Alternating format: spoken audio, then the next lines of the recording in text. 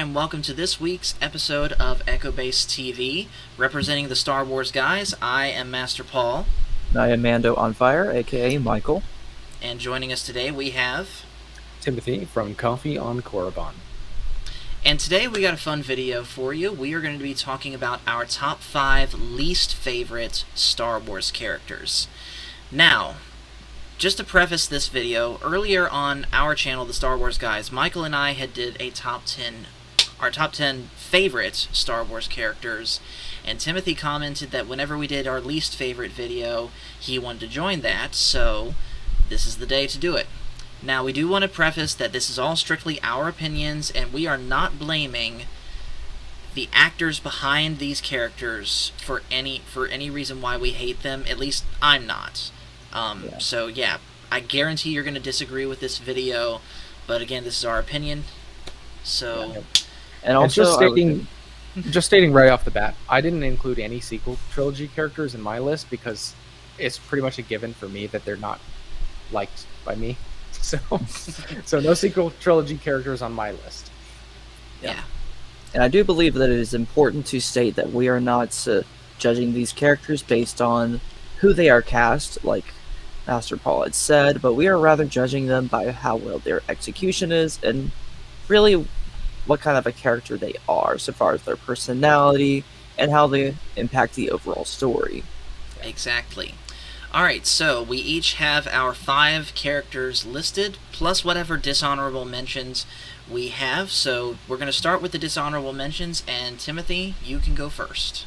Alright, my dishonorable mentions, number 1 is going to have to be Boss Nass from The Phantom Menace. Jar Jar is not on my list. I'm just going to say Jar Jar Binks is not on my list. I don't dislike him as a character, but Boss Nass, I think, gives me the taste of what other people don't like about The Phantom Menace and about Jar Jar and about the prequels as a whole sometimes. It's just a weird character, and like it doesn't take itself seriously, and it's just kind of cringy. So I assume that's the way people feel about Jar Jar, but that's why Boss Nass is on my dishonorable mentions. Right. And I would say for me, he's nowhere even close to my least favorite or most favorite list. He's someone that I'm neutral on, but I can certainly see where you're coming from, especially with that one noise he makes. I'm not even going to attempt it, I'm not gonna try it. you know exactly which noise I'm thinking of. Yeah. And I want to say that he was also somewhat of a one-off character that we only get to see only twice, once in The Phantom Menace and twice in Revenge of the Sith, but then again, he was sort of a cameo. Mm-hmm. Yeah, he didn't even say anything. Yeah. And the other one that you had, Tim? Oh, the other one? Yeah, that's right. I had 2. The other one, this is going to shock a lot of people, and people probably are not going to like this, but it is Mace Windu is my other dishonorable mention. Not because of how Samuel Jackson played him, because I think he did him well. Not because how the character is designed, because I think the character was designed perfectly and executed perfectly. But for me, just because I don't like Mace Windu for how he treats Anakin and how he always has the opinion that he's the chosen one. And he just knows that he's better than all the other Jedi. And he's like an exact picture of what is wrong with the Jedi.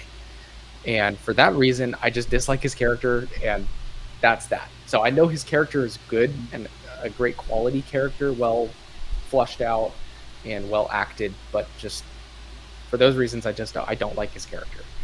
So basically, you respect that he has this role, you just don't like the role he has. Exactly. Yeah, so basically, I don't have a problem with his character. I have a problem with how his character is created, I guess. What purpose his character is created for, I guess. Okay. And those are your only dishonorable mentions, correct? Yeah, just the 2. All right. Michael, you want to do it? Sure. So I got actually 2 as well for my dishonorable mentions. And to start off, we have Ki-Adi-Mundi.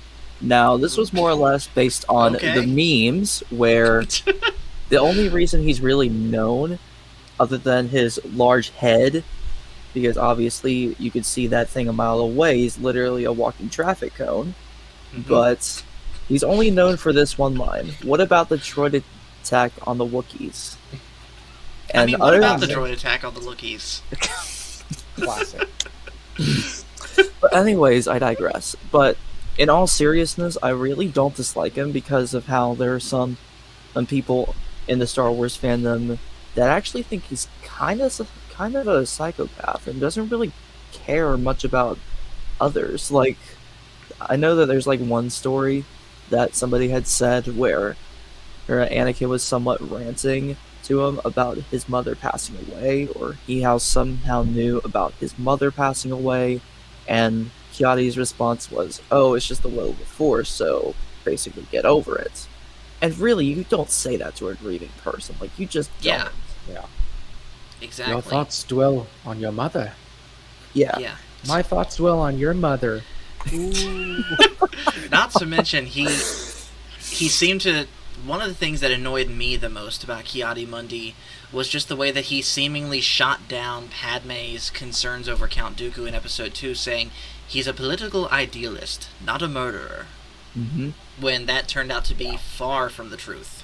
Yes. And now I would be interested. I would be interested in looking into the history between Ki-Adi-Mundi and Count Dooku when he was still just Dooku as a Jedi, and seeing what their relationship was at that point. Because I didn't get that in Dooku Jedi Lost. Any interaction between the two. It'd be interesting to look into for sure. Mm-hmm. Yeah. Yeah. All right. And do you have any other dishonorable mentions, Michael? Yes.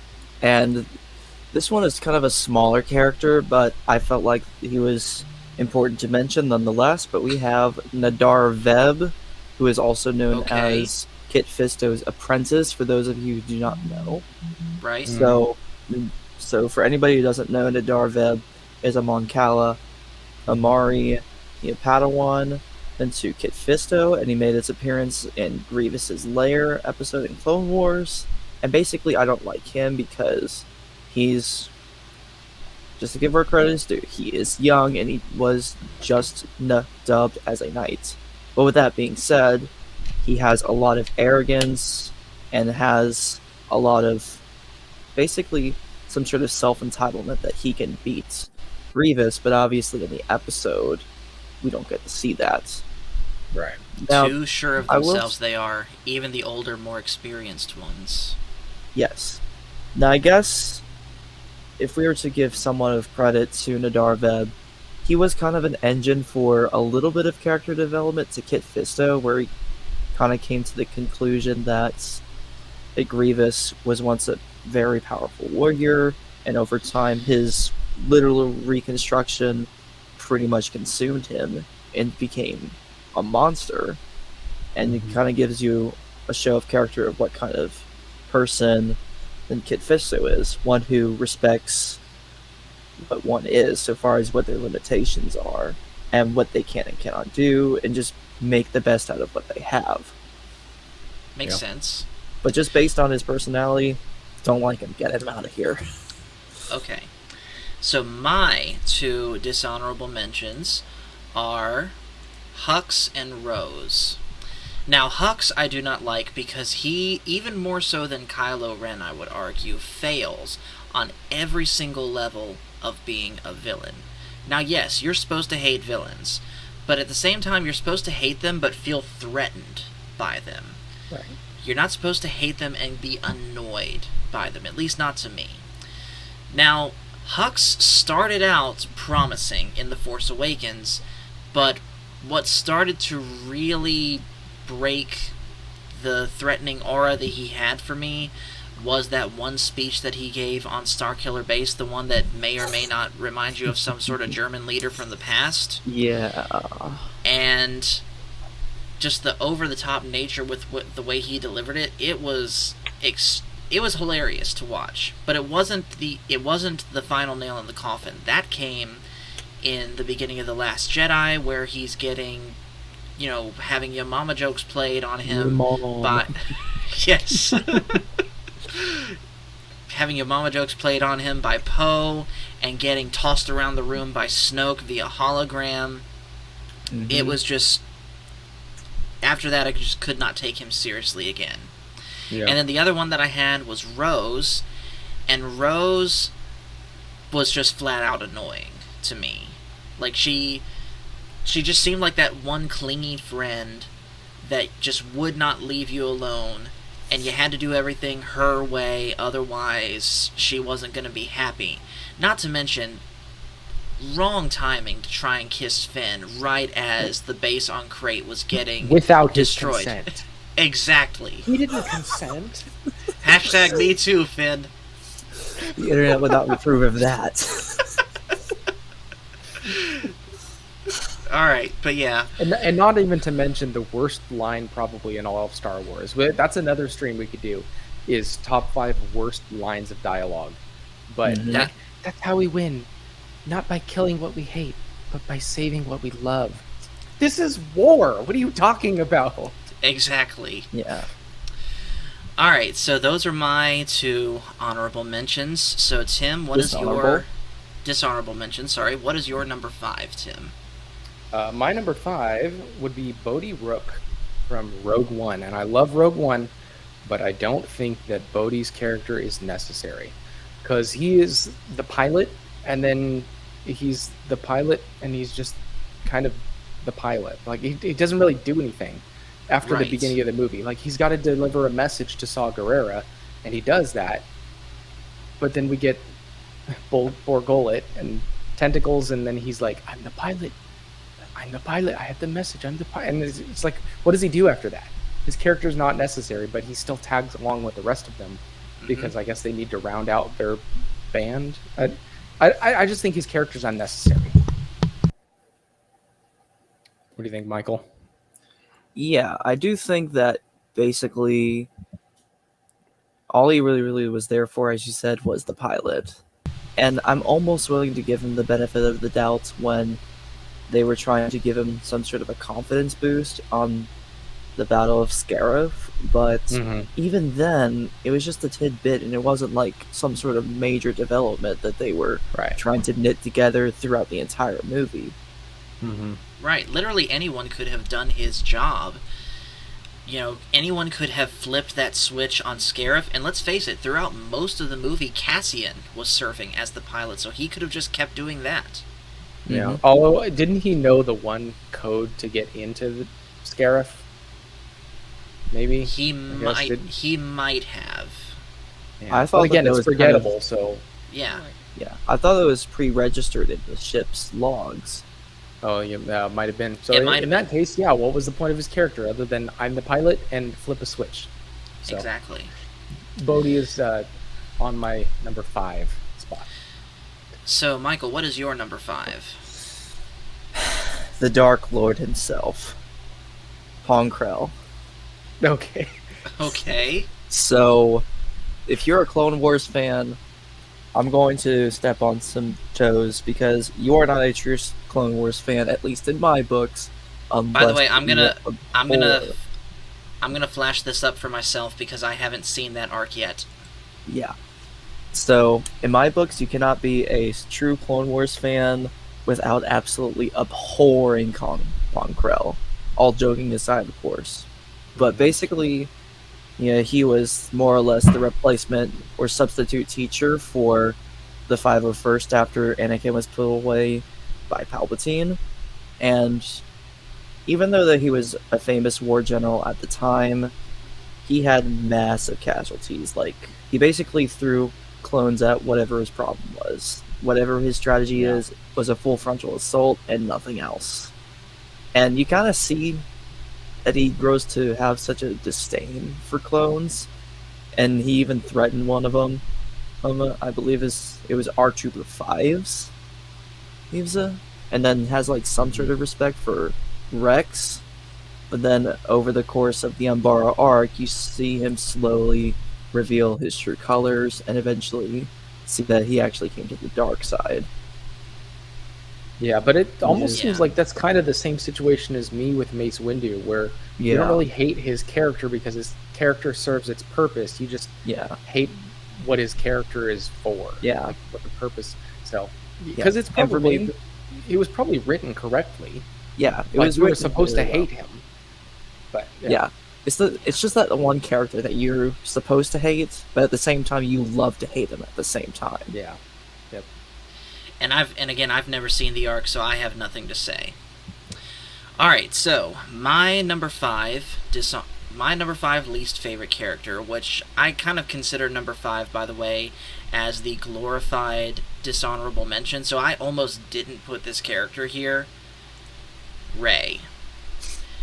And there's two main things I do not like about Rey, because believe it or not, for like the first half of The Force Awakens, I thought she was pretty okay. I think the way that she started out in that movie as a lone scavenger, you know, surviving by her wits, surviving by her job scavenging ships, I thought that was an interesting starting point. But when they started to dip their toes into the Mary Sue pool in the second half of the movie, that's when they started to lose me a little bit. And then, of course, they give barely an explanation at all as to how she's so powerful. I think the most that we get is the fact that by blood she's a Palpatine. Mm-hmm.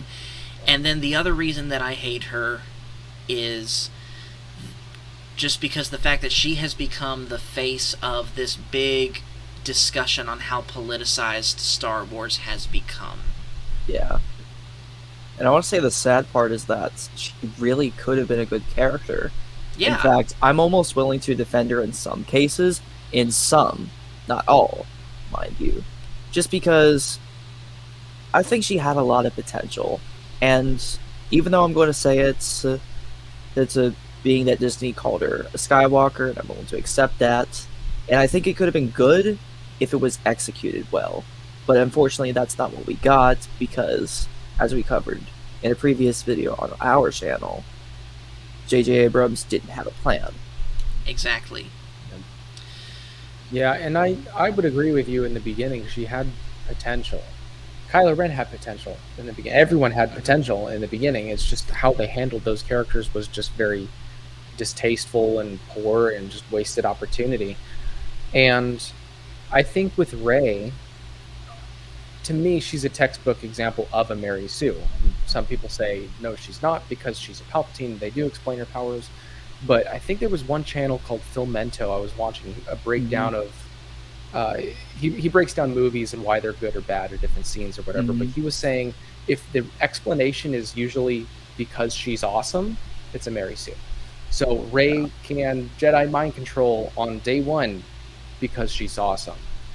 Rey can shoot lightning from her hands because she's awesome. Like, if those are your explanations for how she does her stuff, it's a Mary Sue. And not only that, she doesn't really have very much character development other than losing Han Solo and losing Leia, and that's it.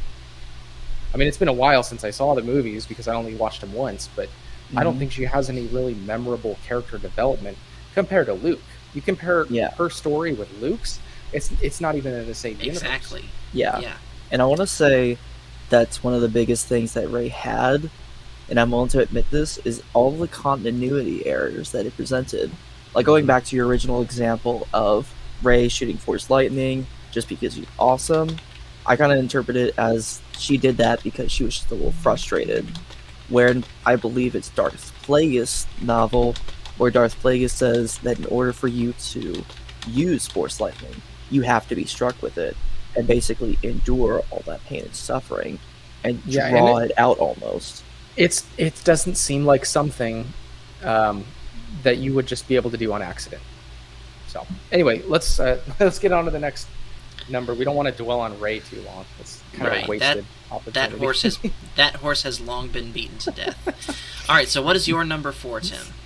My number 4 is going to be the brother and sister Twi'leks from Mandalorian Season 1. That was my least favorite episode, where they broke the prisoners out of the prison New Republic ship.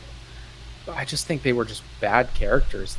Those Twi'leks, just their acting was like way over the top, and the character design was terrible. Like how they looked. Yes, they were just weird. That episode was the only Mandalorian episode I did not like, and it just took me out of the Star Wars universe for that one episode. Yeah, like, we get it. You have a crush on Mando. Shut up. Get on with the mission already. So, Michael, what is your number 4? Well, you actually already mentioned her. It is Rose.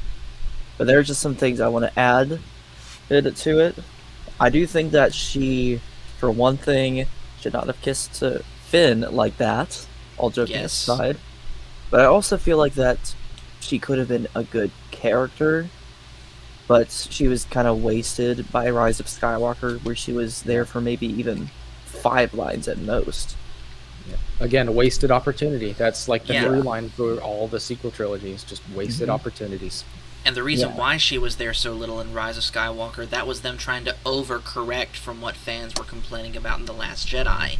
Yeah. Yep. So, my number 4 is going to seem very out of left field for a lot of people.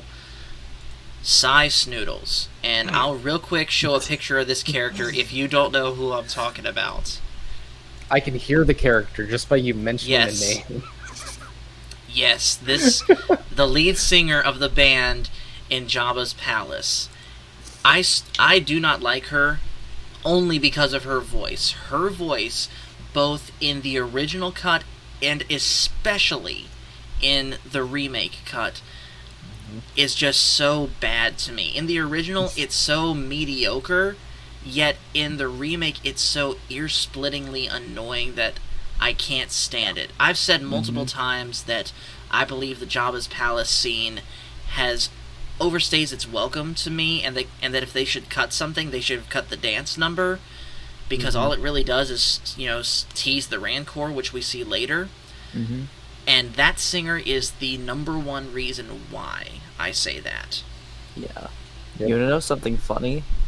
Yeah. I believe she actually makes a return in Season 3 of Clone Wars, and actually turned out to be a bounty hunter and killed Zero the Hutt, since she is referred to as Snooty.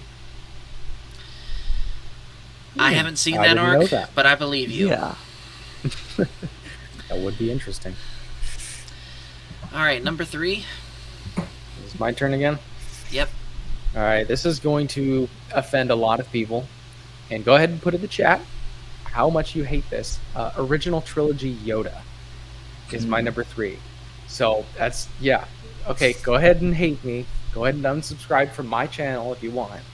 I don't know, because if you see my videos, you know I'm a prequel trilogy guy. I don't have the appreciation for the original trilogy that I would like to have and that I probably should have. But Yoda in episode 5 and 6, it just doesn't do it for me.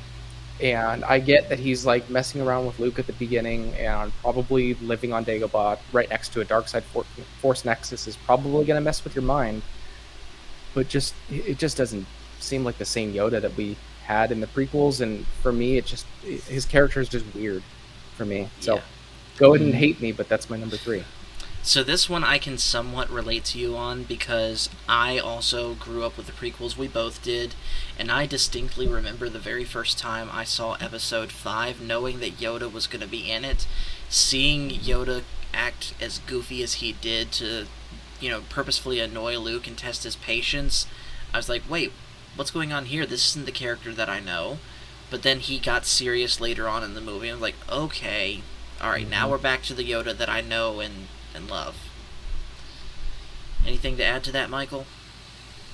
Well, I can honestly say I didn't really think of that, just because when I look at Yoda, I look at pretty much everything he's done from episode 1 to episode 6. So I guess it's just me personally, where I don't like to kind of look at different parts of him, but look at it as a whole. But now that you mention it, it does make sense. Yeah, and that this has nothing against Yoda from the prequels, because I love Yoda from the prequels. Maybe not my top 5, but it's a fantastic character. So for me, original trilogy Yoda is just doesn't give me a good taste, I guess. Mm-hmm. Understandable. So Michael, what is your number 3? Yeah. So we are revisiting the Umbara arc from Clone Wars, and I actually did a video on my TikTok about this. And it is Clone Trooper Dogma of the 501st, where basically he served as somewhat of a Pong Krell loyalist among the 501st, while everyone else was saying, oh, Pong Krell is a bad And dude, he's like, no, I don't think so. I think he knows what he's talking about. And ironically enough, he is the person who does shoot Pancral after realizing the truth. But it's just one of those things where you got to think about this: who's the bigger fool, the fool himself, or the person following the fool? Exactly. Great use of an old Ben quote, by the way.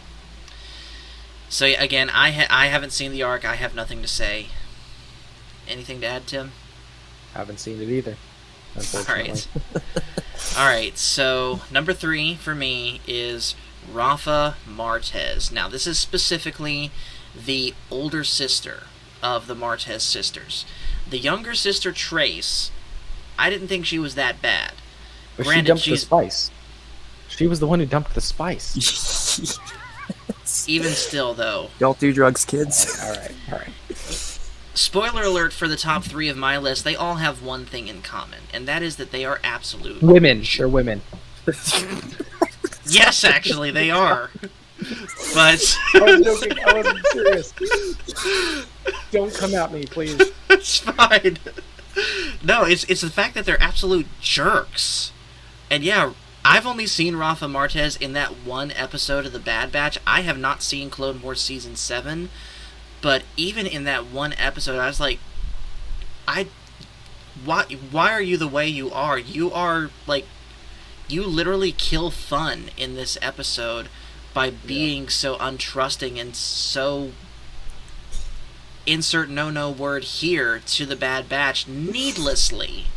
Yeah. Like, literally, you are about to die in a smelting chamber, and yet you choose to be a jerk to the people that want to help you, even though you're after the same target.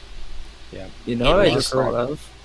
Go ahead. I just thought that Rafa kind of reminds me of that one hot Cheeto girl from school that thinks she's all this and that, but she really isn't. If you think about it. I could see that. All right. What is your number 2, Tim? My number 2 is, and let me just make sure. Funny enough, the Martez sisters, both of them. Okay. They're just so annoying. They take me out of the story, and it just brings it down. And I remember when we were watching Clone Wars Season 7, and opening up with Anakin and the Bad Batch and whatever the Spider General's name was, and that was all super cool. Trench. Yes, Admiral Trench or whatever, Captain Trench, whatever. And then we cut to the Martez sisters, and we're stuck with the Martez sisters for like 5 or 6 episodes, and it was just so boring. And then they brought him back for the Bad Batch, and I was really disappointed about it. Yeah.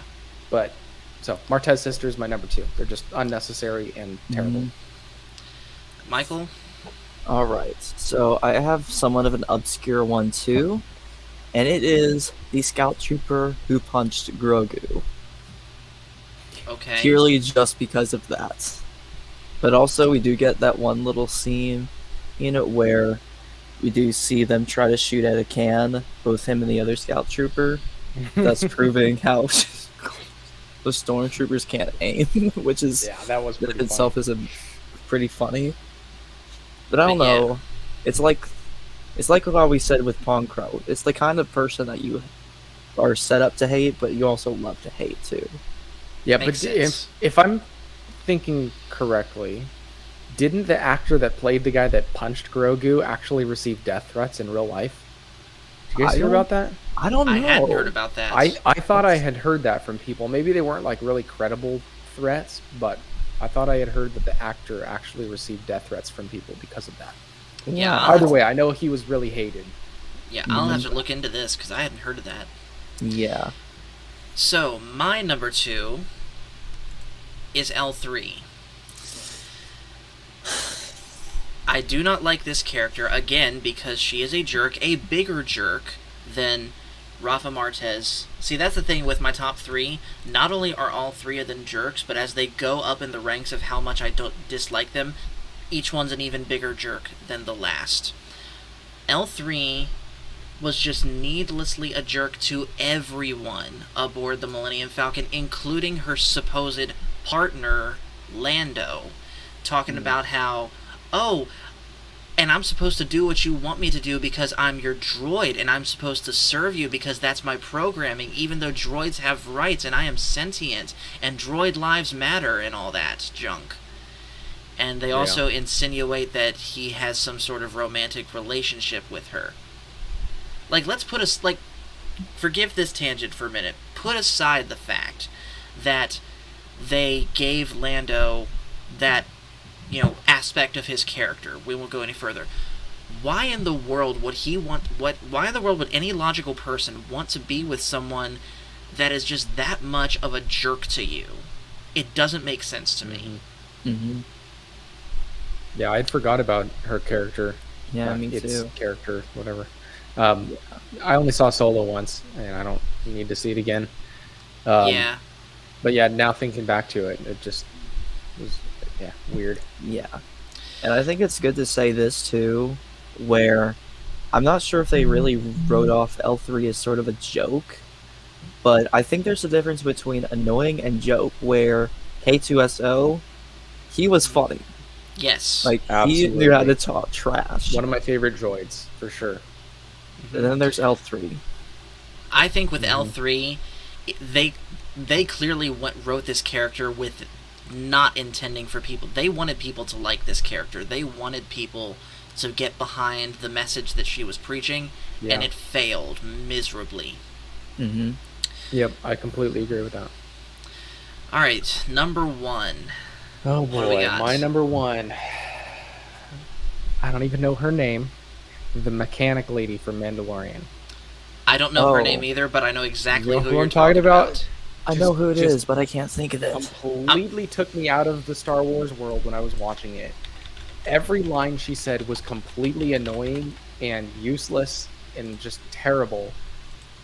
And I just got, like, angry anytime she popped up on screen. It just, her character was so awful. I have her name, by the way. What is it? Her name is Peli Motto. That doesn't even sound familiar to me. I just call her the mechanic lady. Fair enough. But that would be my number 1. Just a terrible character, and I hated every second she was on screen. Very understandable, yeah. The way she acted just did not seem very Star Wars. It reminded me too much of real life, and Star Wars never should remind you of real life. Yeah, I agree. And that's actually something that the dialogue in the sequel trilogy reminded me of a lot, when, like, Finn was like, "Oh, you got a boyfriend?" And Poe was like, "Do I talk first? You talk first?" And and Poe was like, "Oh, I need to talk to him about his mother." Like, that stuff shouldn't be in Star Wars. Just keep it out of that. But that's an entirely different video. Yeah. Mm-hmm. All right, so Michael, what is your number 1? And by the way, I hear Sam right next to you. Yes. So anyways, I feel like that you and I actually share a number 1. Say Vice it and we'll Admiral see. Holdo. Yes, we do. I'll let you explain first, Michael, and I'll tag on if you say anything that I agree with. So, whatever. I don't know. I feel like, against my better judgment, I should give her just a little bit of credit, where some of her actions were somewhat justified, considering that Poe was recently promoted and had his reputation basically crapped on. But with that being said, I think she went a little too far and pretty much acted like the biggest jerk in Star Wars. And pretty much you can hear Poe having a lot of good points, and she's pretty much like that one in Boss who basically says it's either my way or the highway, or more accurately, if you don't like the way I run things, you can leave, because I don't answer to you, you answer to me. I agree. For me, put aside the fact that Poe was demoted, which, number 1, he was demoted for well, I think it's a stupid reason, but others might not, but that's a different discussion. Put aside the fact that Poe was demoted. You still, even your demoted soldiers, sailors, and I'm saying this as someone with military experience, you still treat your demoted people with professionalism when dealing with them. And the way that she talked him down, saying, "Oh, you're a little flyboy, and I know how to deal with little flyboys," like, that is the most unprofessional thing I have ever heard. And then there was literally no reason for her to withhold the idea that they were heading to that planet Crate, other than the fact that, "Oh, well, I don't like you, I don't like your hot head, you need to learn patience," or whatever it was that her plan was. And I fully believe that Poe was justified in trying to stage that mutiny against her, you know, for being... Communication is the biggest problem in any workplace when it's absent. And that is just one of many examples in movies. Why? Because if your underlings don't know what's going on, they're going to start to get restless, and they're going to start doing things you don't want them to do. Yeah. See, she would be on my list if I had included sequel trilogy characters. But Understandable. if including sequel trilogy characters, Poe would have been my number one least favorite character. I detest Poe's character. Okay, why's that? So, he's just so annoying. He's got the most punchable face I've ever seen in my life, and just everything he says is just grating to my ears. It's just awful. Yeah. Fair enough. Fair enough. Alright, well, that is our top 5 least favorite Star Wars characters, so I hope you guys enjoyed this video.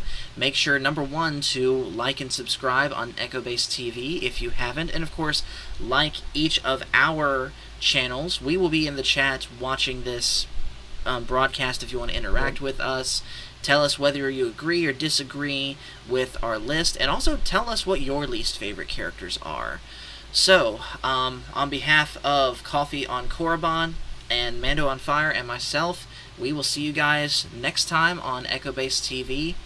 See you later.